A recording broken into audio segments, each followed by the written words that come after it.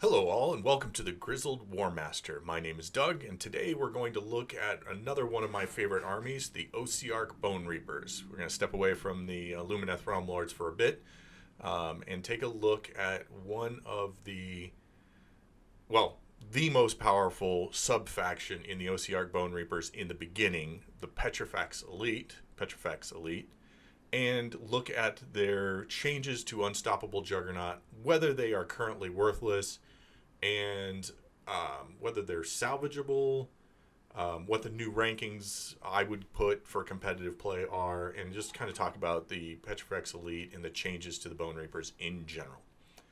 So, Unstoppable Juggernaut was unquestionably the most powerful battle trait for any of the Bonereaper sub-factions. It added 1 to the save rolls for attacks that target Petrifex Elite units. So all of the army essentially had a 3+ armor save, except for the Immortis Guard, who had a 2+. Yeah, and I think that was it. I guess if Nagash joined the army, he would gain the Petrifex Elite. He also would get a 2+. So was that ability overpowered? Yeah, probably. It was very powerful. I don't think it was... Well, yeah, let's just stick with it was powerful. It may not have been the most powerful ability out there in any army, but it definitely ranked up towards the top. So now what does Unstoppable Juggernaut look like after the changes? It now allows the Petrifex Elite units to reroll save rolls of 1 for attacks made with melee weapons that target those Petrifex Elite units. This does apply to the entire army, but the question is this worthless? In my opinion, yeah, mostly. Melee is where Bonereapers are the most resilient, with shield wall for Mortech Guard and Blade Parry Aspect for Necropolis Stalkers, who are your 2 primary frontline units.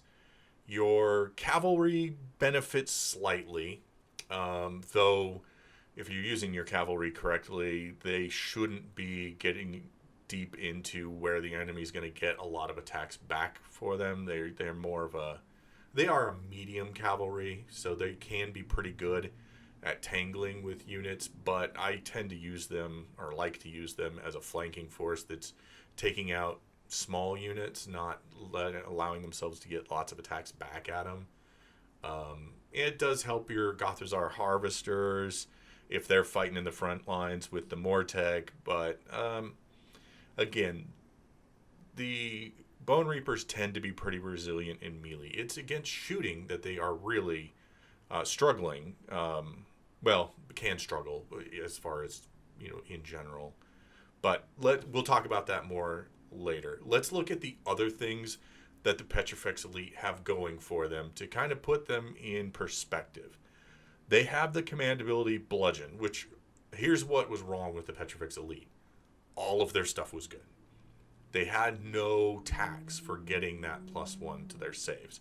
So Bludgeon improves the Rend characteristic of melee weapons used by the particular unit targeted by 1.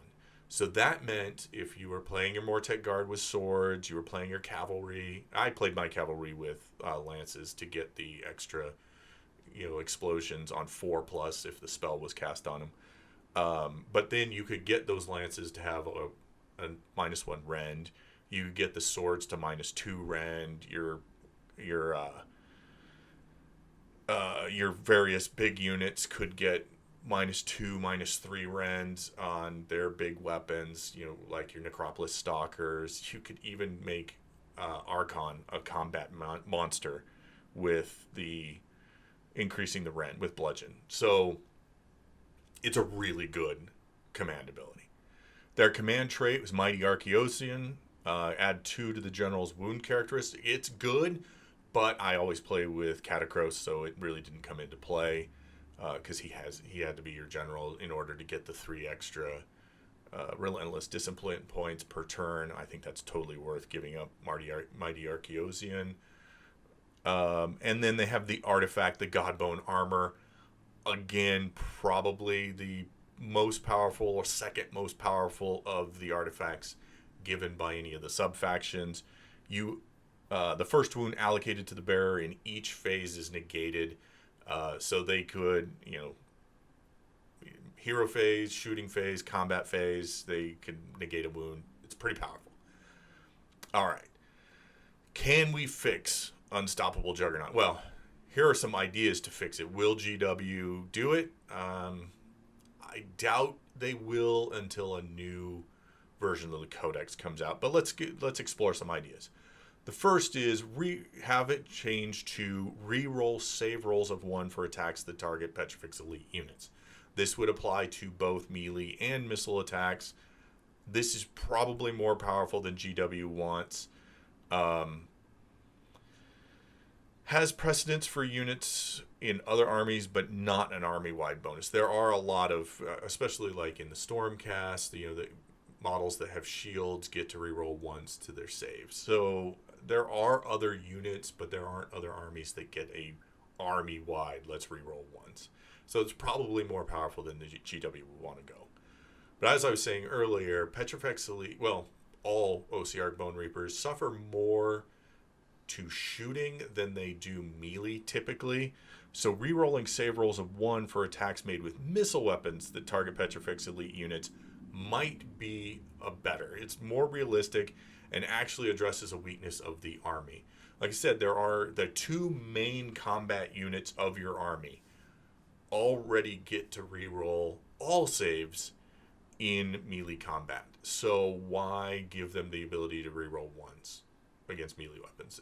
I guess if you're for your Mortex, if you're short on your relentless discipline points, then they have something to fall back on. But I don't think it's worth it. I think this would be an excellent change that keeps the power level low, but addresses a true weakness in the army. And if this were instituted, I think this would bump them back up the list. Currently, there's some new contenders for the crown. The first of those are the Mortis Praetorians, especially if you are using Catacross. If you're using Catacross, you go back to having a 3-up armor save for your entire army with Catacross's Commandability. You also have a pretty good Commandability with Counter Strike, which allows them to reroll all hit rolls when they're charged. An okay battle trait with the Dread Legions. That's the -1 leadership to enemies. It's not great, but it's all right. It could help drive a few more enemies off the field if they failed battle shocked. They have a pretty good artifact with the Artificer's Blade. I think that's the one that you get. It turns one of the weapons into -3 Ren, so that's pretty good.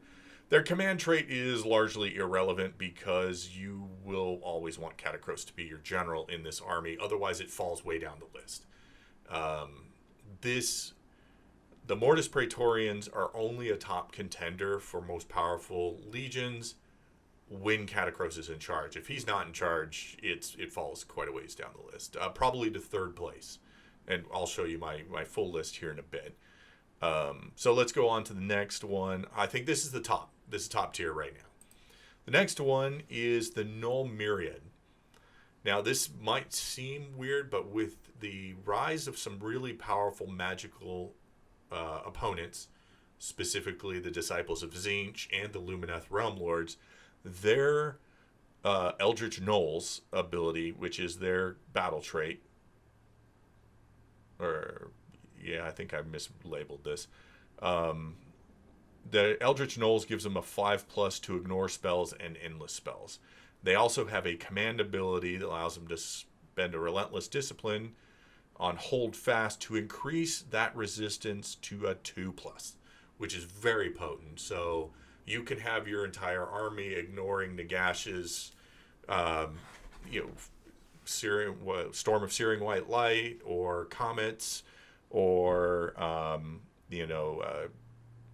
Bolts of Change or Fires of Tzeentch or whatever on a 2+. That is really good. They have an okay battle trait. I think I should have said combat or a command trait here, not battle trait. That's the Unsettling and Sinister. That's their general.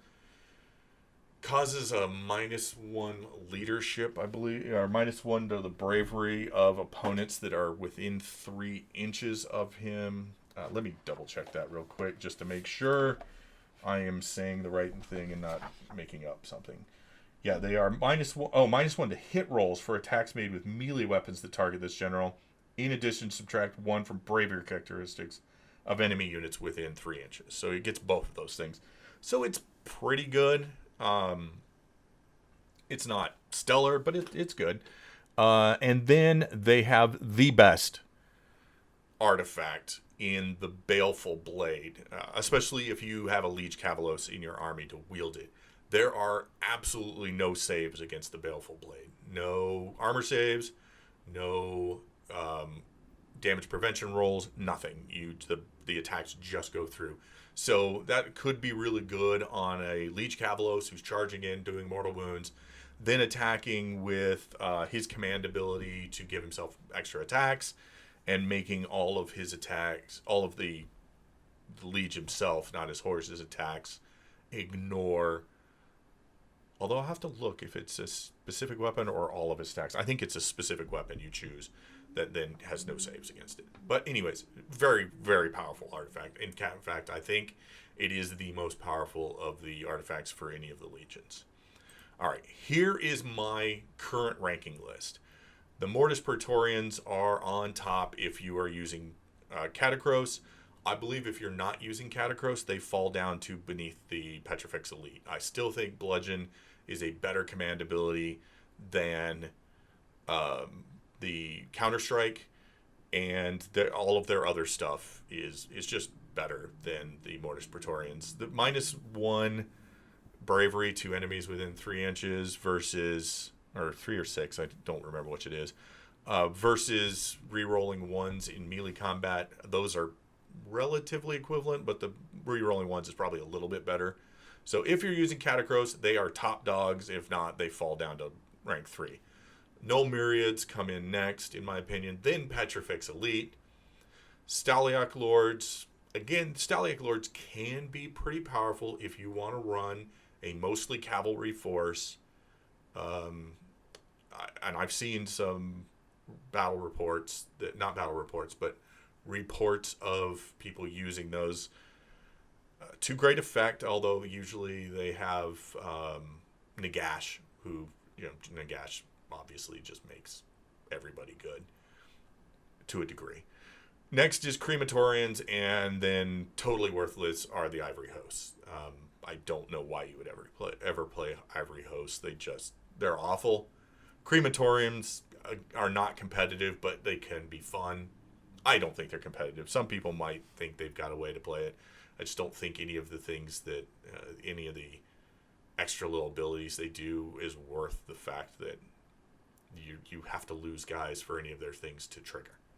And their command trait is garbage. But, all right. That is my opinion on whether or not the Petrifex Elite are worthless, who the new top contenders are, what the ranking systems are right now, what we might do in the future to fix Petrifex Elite to make them more competitive. But let me know down in the description, do you agree with my assessments? Do you have a different order that you'd put the rankings of the various legions? What are your ideas for fixing the Petrifex Elite? Let me know in the comments down below.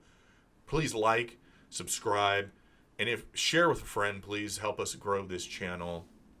I'm going to be trying to put out at least 2 Age of Sigmar competitive videos per week. So if you can help spread the word, we can grow that base and we can make this a successful channel. I appreciate it. You guys have a great day, and we'll see you next time.